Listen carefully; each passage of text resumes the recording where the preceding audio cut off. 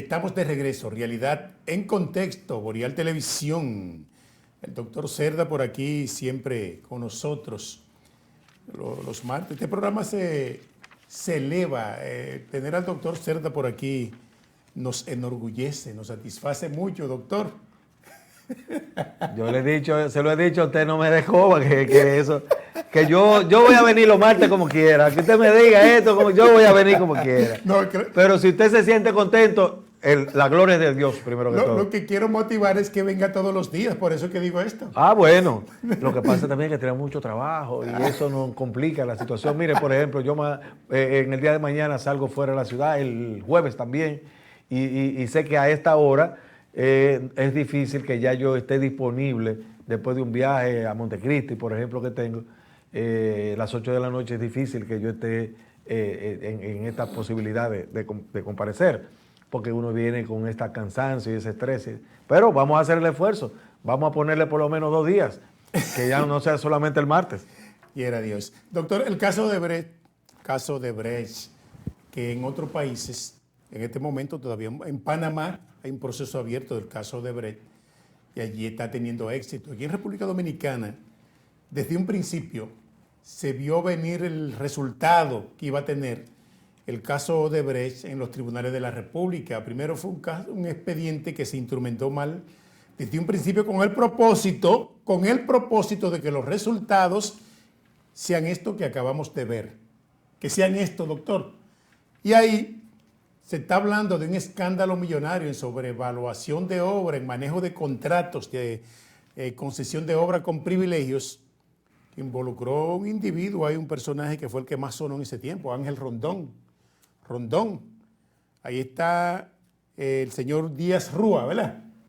Díaz Rúa, está el de aquí de Santiago, que era el director de las empresas reformadas, del FOMPER, entre otras figuras importantes. Ese era Fernando Rosa. Fernando Rosa, entre otras figuras importantes del PLDismo, que hoy están en su casa tranquilos, disfrutando del fruto de sus afanes. La sentencia es la TC raya o diagonal 0054-2026 del 19 de febrero del 2026. Eso está calentico. Hoy estamos a 24, de eso hacen 5 días. Que el Tribunal Constitucional pues dictó esta sentencia. En ella dice que la prensa recoge que uno de los puntos neurálgicos del fallo es la reafirmación del estándar de prueba más allá de la duda razonable. El Tribunal Constitucional sostuvo que las pruebas aportadas no lograron destruir la presunción de inocencia de los imputados. En el caso de Pitaluga, un abogado, se valoró que existían contratos formales de consultoría vinculados al proyecto Autopista del Coral y que no se demostró que los pagos recibidos constituyeran sobornos ni que hubieran sido canalizados hacia funcionarios públicos. Este tribunal respaldó la conclusión de la Suprema Corte de Justicia que dice: no basta con una narrativa general sobre esquema de corrupción, se requiere prueba concreta e individualizada que acredite el ilícito. Es decir, coincide precisamente esta sentencia con lo que dice, bueno, la hoy Procuradora General de la República, en aquel momento era Procuradora Junta, que hay que sobreprobar. Los jueces entienden que tú tienes que llevarle más y más pruebas, y la cantidad enorme que hay de casos rechazados porque dicen que las pruebas no son suficientes, eso da miedo. Porque dicen, no es suficiente. Bueno, esa es la situación.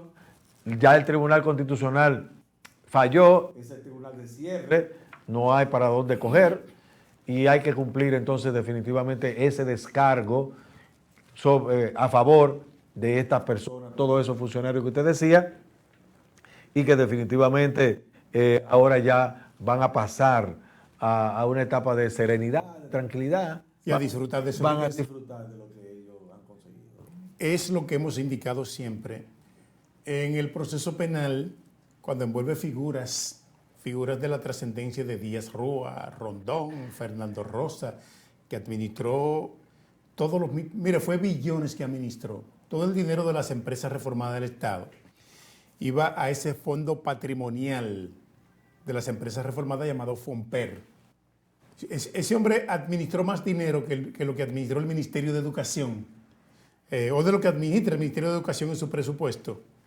Sin embargo, que hoy las pruebas resulten insuficientes, hay que establecer aquí que todavía en el sistema judicial dominicano, como bien dijo, que no debió decirlo y cuestiono eso, como bien dijo el presidente de la Suprema Corte de Justicia, el señor Luis Henry Molina, personaje que desde un principio fue cuestionado cuando lo pusieron en la Suprema, dice de un sistema de justicia colapsado, y cuál es el principal actor responsable en este momento del sistema de justicia dominicano. Es él. Él es el presidente del tribunal de alzada más grande del país, la Suprema Corte de Justicia. Y desde allí, él como presidente del Consejo del Poder Judicial,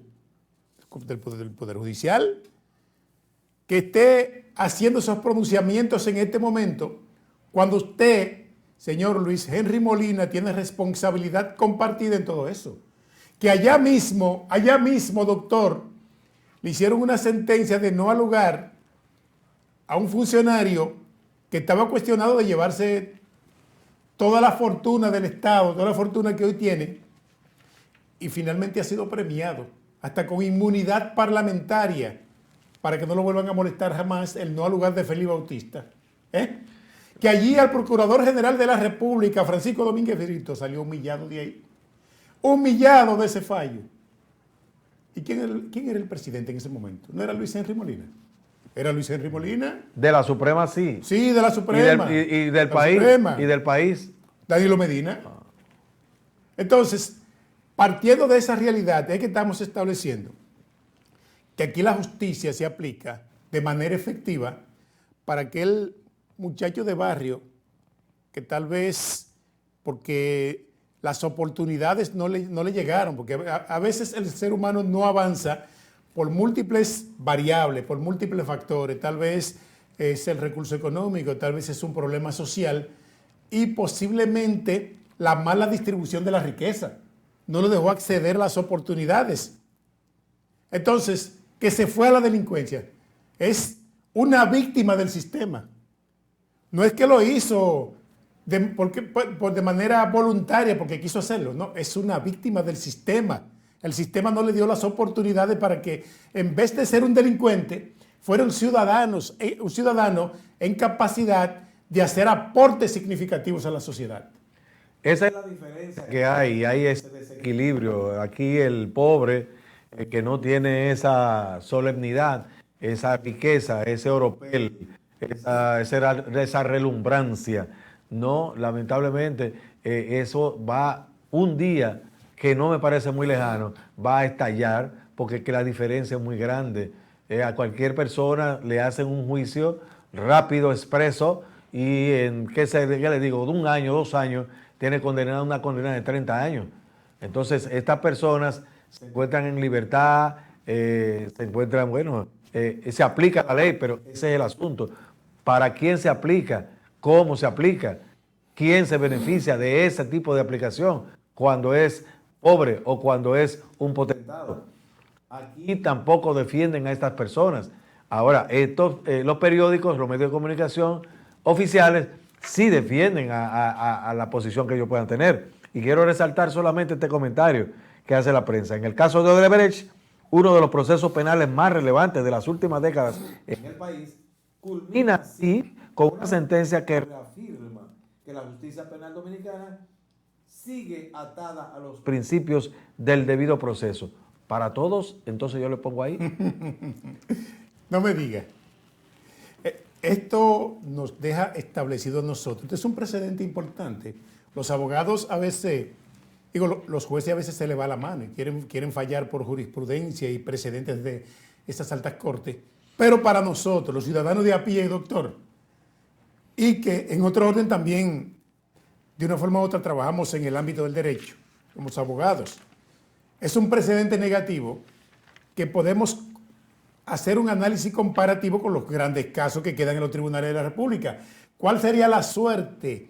¿Cuál sería el destino que va a correr esos grandes casos que involucran al ex procurador general de la República, Jean Alain Rodríguez, y un grupo de imputados que están en ese expediente donde hay un entramado mafioso, un entramado de corrupción que desangraron al Estado con miles de millones de pesos.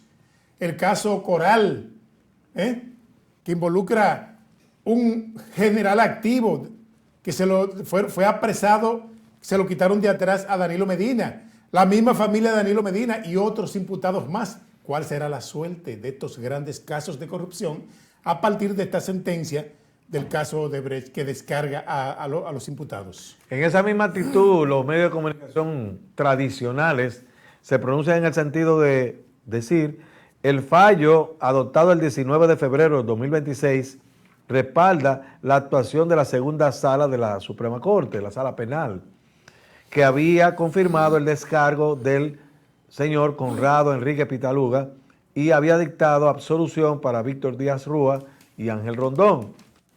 ¿Por qué? Porque consideró insuficientes las pruebas presentadas por el órgano acusador, llámese Ministerio Público.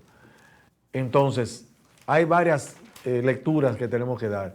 La primera es que esta gente tiene el dinero para ellos pagar abogados que puedan reclamarle los derechos que ellos pudieran tener, y en este caso se reclamó y se aplicó esas normas que lo benefician. Pero el que no tiene para pagar un abogado, y ahí viene la pregunta que cae entonces cuadrada y cae como un cajón dentro de su espacio, pero entonces, si estas personas tienen buenos abogados, ¿será que los defensores públicos no son buenos?